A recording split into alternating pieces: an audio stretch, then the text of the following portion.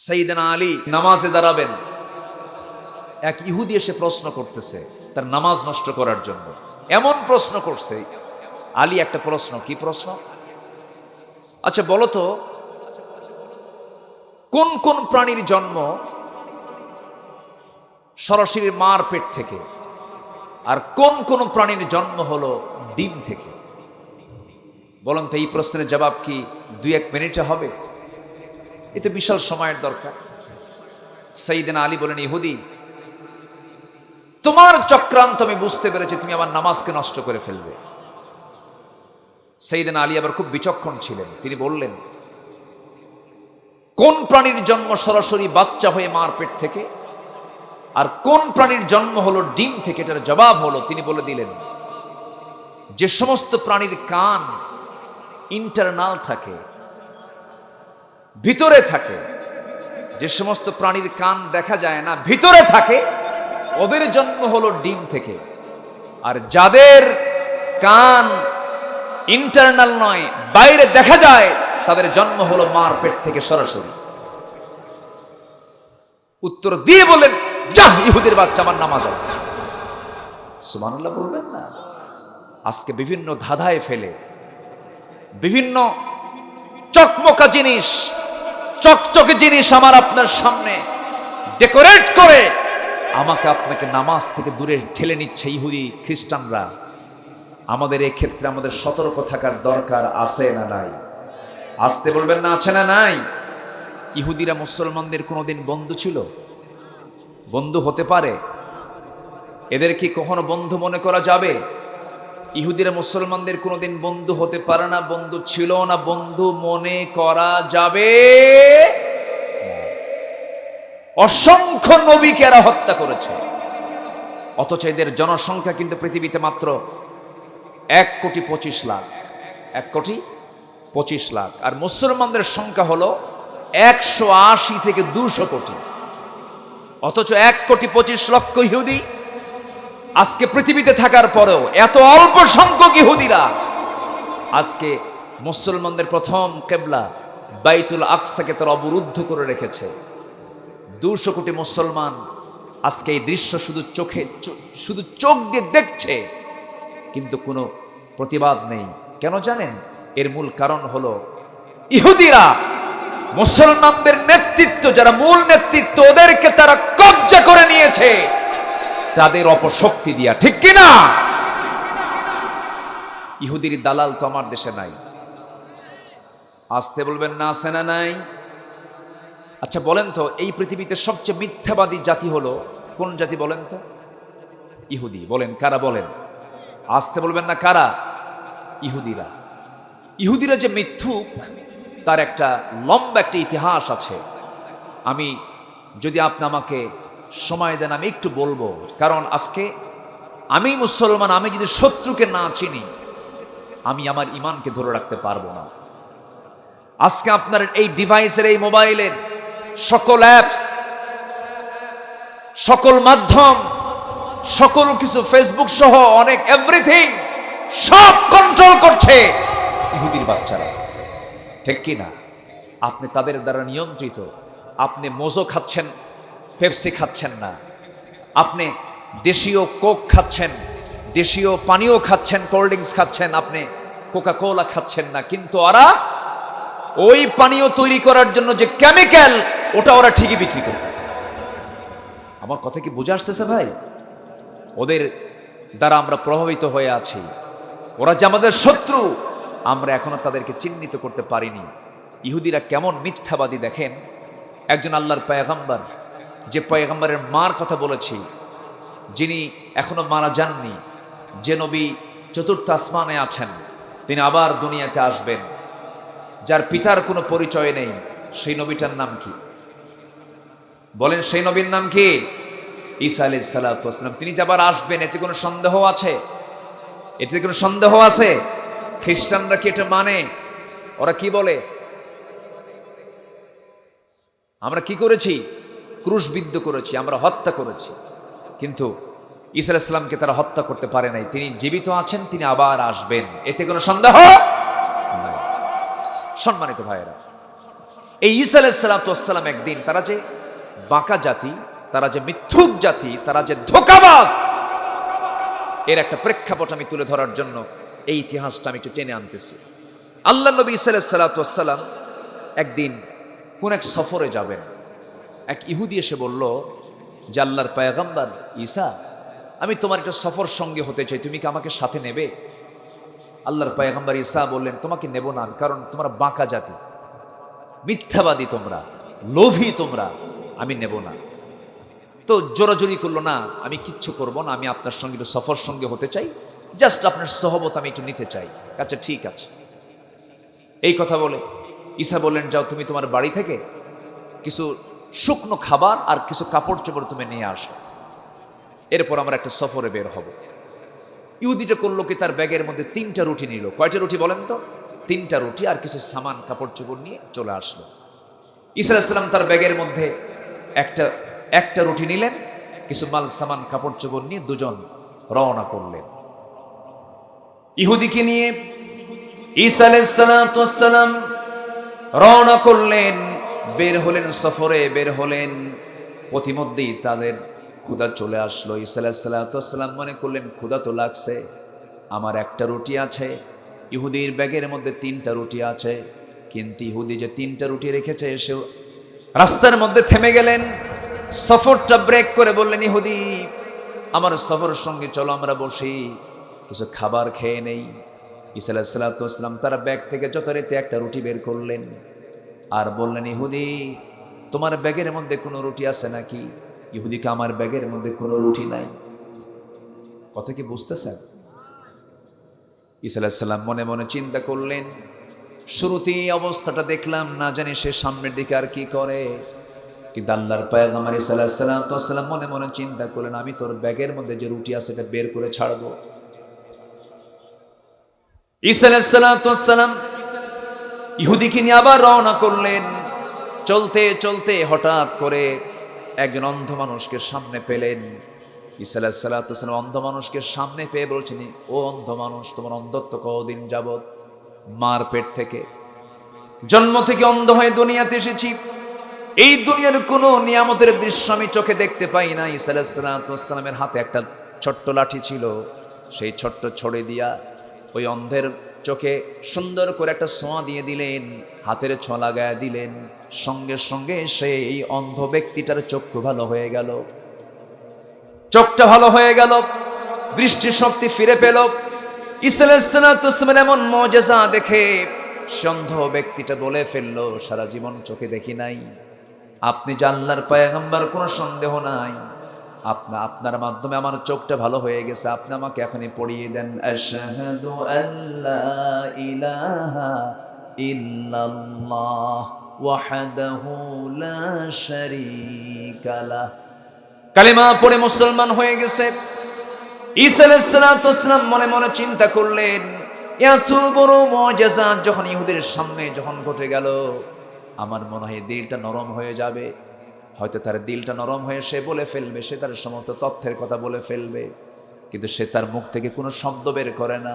ঈসা আলাইহিস সালাম বলেন, শোনো, দেখতে পেলে তো অন্ধ লোকটা চোখে দেখতো না, কি সুন্দর আল্লাহ তাআলার মেহেরবানি, আমার মাধ্যম দিয়া আল্লাহ তাআলা আমাকে মুজিজা দান করেছেন। সেই চক্ষুহীন লোকটা চক্ষুওয়ালা হয়ে গেল, দৃষ্টি শক্তি ফিরে পেল। যে আল্লাহর নামের বরকতে আমার হাতের ছোঁয়া দিয়ে এই চক্ষুহীন লোকটা চক্ষু ফিরে পেল। সেই আল্লাহর নামের কসম করে সত্যি করে বলো তো, ইহুদি আমার সফরের সঙ্গে তোমার ব্যাগের মধ্যে কোনো রুটি আছে নাকি? ইহুদি কয়, আমার ব্যাগের মধ্যে কোনো রুটি নাই। ঈসা আলাইহিস সালাম আবার বের হলেন সামনের দিকে। একজন কুষ্ঠরোগীকে পেলেন, গোটা শরীর জুড়ে ঘা হয়ে গেছে, পৃথিবীর কোনো চিকিৎসা দিয়ে তার এই চর্মরোগ সারে না। ঈসা আলাইহিস সালাম বললেন, তোমার এই প্রবলেম কতদিন থেকে, দীর্ঘদিন থেকে কোনো চিকিৎসায় কাজ হয় না। ঈসা আলাইহিস সালাম সঙ্গে সঙ্গে হাতের ছোঁয়া লাগায় দিলেন, লাঠির ছোঁয়া লাগায় দিলেন, সঙ্গে সঙ্গে তার কুষ্ঠ রোগটা ভালো হয়ে গেল। অপেক্ষার প্রহর গুনলেন, কুষ্ঠরোগী চোখের পানি ফেলতে ফেলতে বলছে, আপনি যে আল্লাহর পয়গম্বর কোনো সন্দেহ না, আপনি আমাকে পড়িয়ে দেন, লা ইলাহা ইল্লাল্লাহু ঈসা রূহুল্লাহ। হয়তো বলেন তোমার এই অবস্থা কেমন করে হলো? মার পেট থেকে হয়েছে। ঈসা আলাইহিস সালাতু ওয়াস সালাম হাতের ছোঁয়া লাগায় দিলেন, লাঠির ছোঁয়া লাগায় দিলেন, সঙ্গে সঙ্গে ওই বাক শক্তিহীন লোকটা বাক শক্তি ফিরে পেল, বাবা ভালো হয়ে গেল, কথা বলা শুরু করে দিল। কাঁদতে কাঁদতে বলছে, আপনি আল্লাহর পয়গম্বর, কোনো সন্দেহ না, আপনি আমাকে পড়িয়ে দেন লা ইলাহা ইল্লাল্লাহ। এই কালেমা পড়ার সঙ্গে সঙ্গে ঈসা আলাইহিস সালাম মনে মনে চিন্তা করছেন হয়তোবা এইবার ইহুদির দিলটা গলতে পারে, কিন্তু ইহুদি কোনো কিছু বলল না।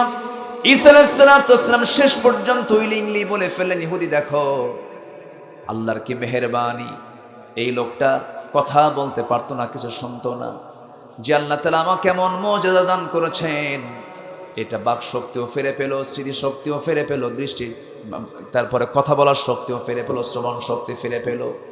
সে আল্লাহর নামের কসম করে সত্যি করে বলো তো, তোমার ব্যাগের মধ্যে কোনো রুটি আছে নাকি? ইহুদিকে, আমার ব্যাগের মধ্যে কোনো রুটি নাই। হেদায়েতের মালিক কে? আসতে বলবেন হেদায়েতের মালিক কে? মাঝখান থেকে প্রমাণ হলো ইহুদিরা সত্যবাদী না মিথ্যাবাদী, সত্যবাদী না মিথ্যাবাদী। শেষ পর্যন্ত ঈসা আলাইহিস সালাম হাল ছাড়লেন না, ভাবলেন আমি তোর মুখ থেকে এই কথা বের করিয়ে ছাড়বো। আল্লাহর পয়গম্বরদের মধ্যে ধৈর্য শক্তি সবচেয়ে কম না সবচেয়ে বেশি? বেশি। সামনের দিকে আবার চলতে লাগলো। চলতে চলতে ক্লান্ত শরীর, ক্ষুধা লেগেছে, ব্যাগের মধ্যে কিন্তু শুকনো রুটিটা আছেই, কিচ্ছু বললেন না। পাশে ছড়িটা রেখে তিনি একটা গাছের নিচে শুয়ে পড়লেন। ইহুদি মনে মনে চিন্তা করলো, এতক্ষণ ধরে আমি দেখতে পেলাম, ইহুদি চিন্তা করতেছে এই লাঠি দিয়া অন্ধ লোক ভালো হলো, কুষ্ঠরোগী ভালো হলো, বোবা ভালো হলো। ঈসা আলাইহিস সালাম যখন ঘুমিয়ে পড়েছেন, সে চিন্তা করলো এই লাঠিটা চুরি করলে আমার ব্যবসা জমজমাট হয়ে যাবে।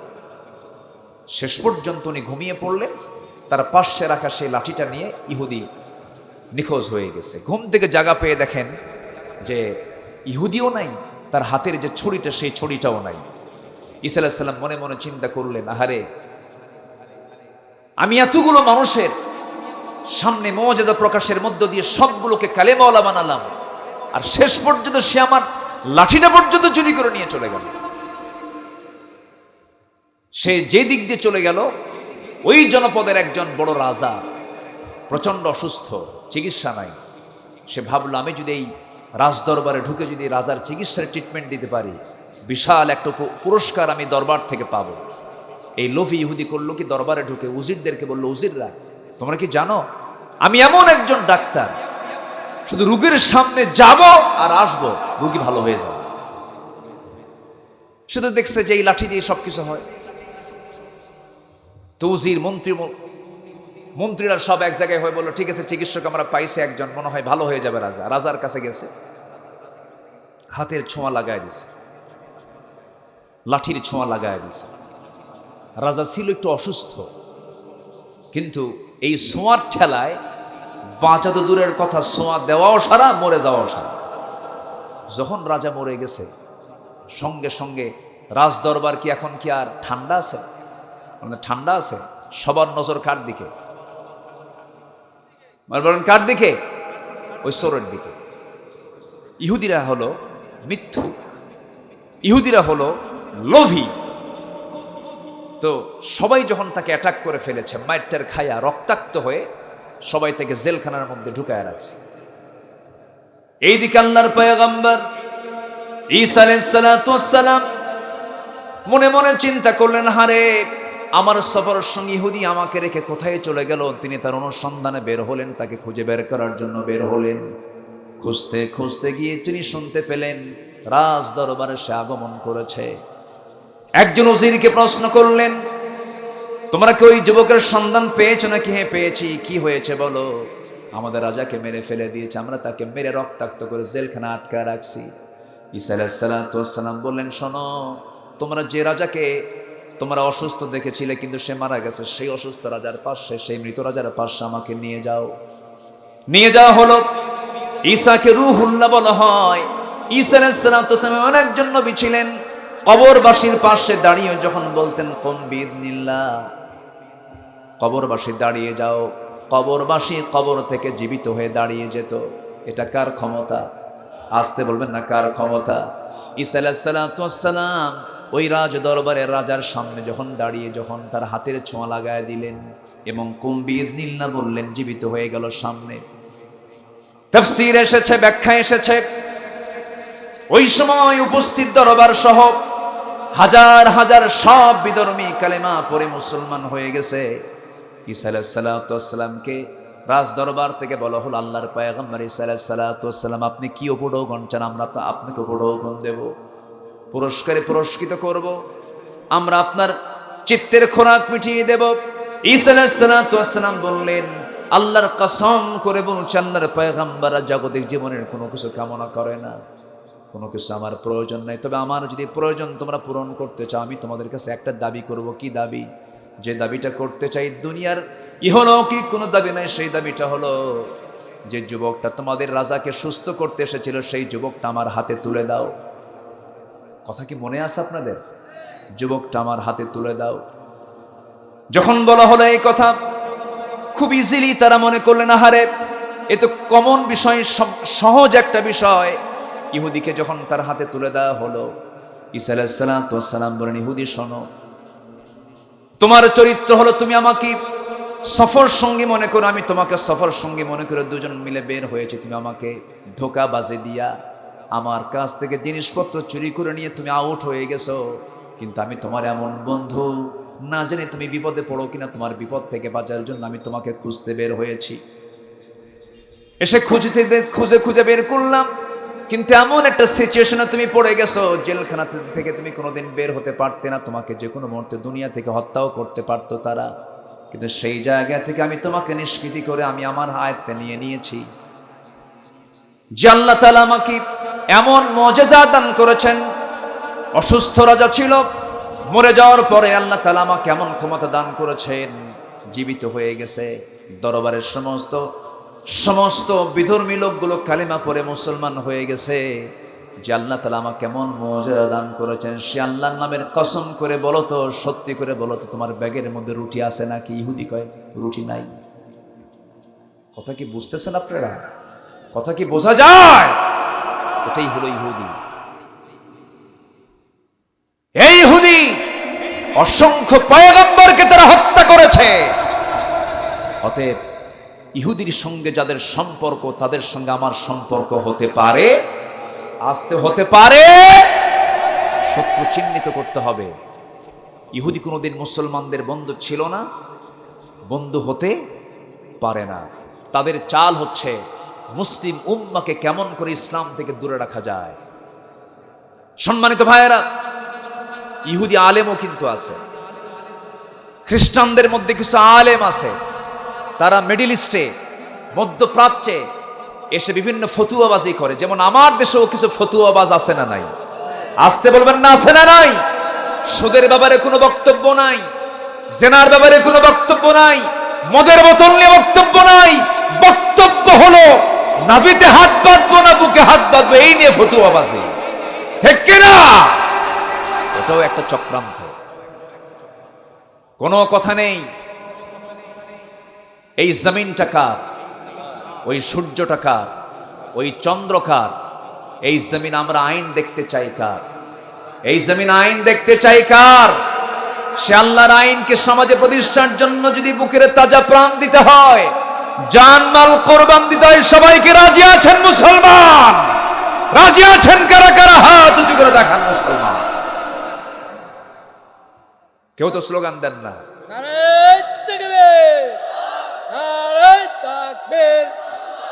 আল কোরআনের আলো, আল হাদিসের আলো, মুসলমানের শত্রুরা নারায়ে তাকবীর। আল্লাহ কবুল করুন, জোরে বলে আমিন, আরো জোরে আমিন। জাহান্নামের গায়ে গর্তের মধ্যে দু শ্রেণী ঢুকবে। কয় শ্রেণী বলেন? এক নম্বর হলো যারা নামাজকে ছেড়ে দিবে। নামাজকে আমরা কেউ ছাড়বো? নামাজ পড়বেন কারা কারা? একটু হাত তুলে দেখান তো দেখি। জোরে বলি ইয়া আল্লাহ, আরো জোরে বলি ইয়া আল্লাহ। আমাদেরকে 5 ওয়াক্ত সালাত আদায় করার তৌফিক তুমি আল্লাহ দিয়া দাও। জোরে বলি আমিন, আরো জোরে আমিন, আরো জোরে আমিন। হাত নামান। নাম্বার 2 হচ্ছে ওয়াত্তাবাউশ শাহাওয়াত। ইহুদির ওই প্রসঙ্গ তো আমি শেষ করতে পারলাম না, শুধু একটা বিষয় বোঝাতে চাইছি, সেটা হলো ইহুদিরা সোজা জাত না বাঁকা জাত? এরা কি নবীকে মানছে? এরা নবীকেই মানে নাই, আপনাকে মানবে কেমনে? কেমনে মানবে ওরা? ফিলিস্তিনের অসহায় শিশুদের উপরে মূর্হ বম্বিং করে তাদেরকে শেষ করে দিচ্ছে। ফিলিস্তিনটা আজকে একটা জ্বলন্ত অগ্নিকুণ্ড হয়ে আছে। শিশুরা যখন আল্লাহর কাছে ফরিয়াদ করে কান্দে, আল্লাহ শুনেছে 200 কোটি মুসলমান, কেউ তো আমাদেরকে দেখে না। এই মামলার কি জামিন আমাদের হতে পারে? কেমনে হবে? একটা আমাদেরকে ভাবা দরকার, আমরা মুসলমান, আমাদের করণীয় আছে না নাই? আসতে বলবেন না, আছে না নাই? এই কোরআনের আইন প্রতিষ্ঠার জন্য জেলখানায় থেকে থেকে ধুকে ধুকে জীবন দিয়ে শাহাদাত বরণ করলো, ফাঁসির মঞ্চে চলে গেল। আমার আপনার ভূমিকা কি? কিয়ামতের দিন তারা যদি বলে আল্লাহ তারা আমাদের পক্ষে কাজ করে নাই, জামিন আছে? জামিন আছে? আমাদের সতর্ক হওয়ার দরকার আছে না নাই? সতর্ক হতে হবে। সম্মানিত ভাইয়েরা, নাম্বার 1 হচ্ছে নামাজকে আমরা নষ্ট না করে নামাজ দিয়ে আমাদের জীবনটাকে গড়বো। আমরা জীবনটাকে সাজাবো নামাজ দিয়ে, জোরে বলি ইনশাআল্লাহ। পরিবারকে সাজাবো নামাজ দিয়ে, জোরে বলি ইনশাআল্লাহ। নাম্বার 2 হচ্ছে ওয়াত্তাবাউশ শাহাওয়াত। নফসের যারা তাবেদারি করেছে, নফসের যারা আনুগত্য করেছে, এই 2টা অপরাধী যারা, এই 2টা অপরাধের অপরাধীকে আল্লাহ তাআলা ফাসাউফা ইয়ালকাউনা গাইয়া, তাদেরকে জাহান্নামের গর্তের মধ্যে ফেলবেন। এই ওয়াদা কার? আসতে বলবেন না কার? সঙ্গে সঙ্গে আবার আল্লাহ তাআলা আয়াত শেষ হওয়া মাত্রই আবার আয়াতের কথা শেষ করেননি, ইল্লা, তবে তারা ছাড়া যারা 3টা আমল করবে আমি তাদেরকে সম্মানজনক জান্নাত দেব। যেরকম সুবহানাল্লাহ, যেরকম সুবহানাল্লাহ। আসলে আলোচনার জোয়ার অবস্থায় আমাকে তুলে না দেওয়ার কারণে অনেক দূর থেকে আসা, অনেক বড় মাহফিল তো, অনেক দূর থেকে আসা মানুষগুলো আমি নাও করতে পারছি না। একটু আরেকটু সময় থাকুন, আমি জাস্ট আয়াতের হকটা আমি আদায় করেই 1টার মধ্যে আমি দোয়ার দিকে যাব আস্তে আস্তে, জোরে বলি ইনশাআল্লাহ। সম্মানিত ভাইয়েরা, 3টা কাজ যারা করবে, 1 নম্বর হলো ইল্লা মান তাবা, যারা তৌবা করবে। কার কাছে? আসতে বলবেন না কার কাছে? তৌবাটা যার মুখে বেশি থাকবে, যে বান্দা বারবার তৌবা করবে, আল্লাহ তাআলা সেই বান্দার উপরে বেশি বেশি খুশি হয়ে যাবেন। বলেন আলহামদুলিল্লাহ। 1 নম্বর কি করা? বলেন তৌবা করা। আল্লাহ রাব্বুল আলামিন বলেন, বান্দারে চোখের পানি ফেলে ফেলে কাঁদবি আমার জন্য। কোন বান্দা যদি আল্লাহকে খুশি করার জন্য 1 হাত আগায়, আল্লাহ তার দিকে 10 হাত আগান। বান্দা যদি হেঁটে হেঁটে চলে যায়, আল্লাহ তার দিকে দৌড়ায় দৌড়ায় চলে যান। বান্দা যদি রুকুতে যায়, আল্লাহ তখন অস্থির হয়ে যান। বান্দা যখন সেজদায় পড়ে কান্দে, আল্লাহ তাআলা তখন অস্থির হয়ে বলেন, ফেরেশতারা শোন, এই বান্দাগুলো আমাকে খুশি করার জন্য রুকু দিল, সেজদা দিল, চোখের পানি ফেলে ফেলে কাঁদলো, এদের তামাম জিন্দেগীর সমস্ত গুনাহগুলো মাফ করে আমি তাদের জন্য জান্নাতের বাজেট পাস করলাম। জোরে কোন সুবহানাল্লাহ। 1 নাম্বার হলো তওবা যারা করবে। নাম্বার 2 হলো ওয়া আমানা, ঈমান যারা আনবে, মজবুত ঈমান যারা আনবে, ক্যান্সার আক্রান্ত ঈমান যাদের হবে না, যাদের মধ্যে শিরিক মিশ্রিত ঈমান থাকবে না। এই 2 নাম্বার 3 হলো আমিলা সালিহান, যারা নেক আমল করবে।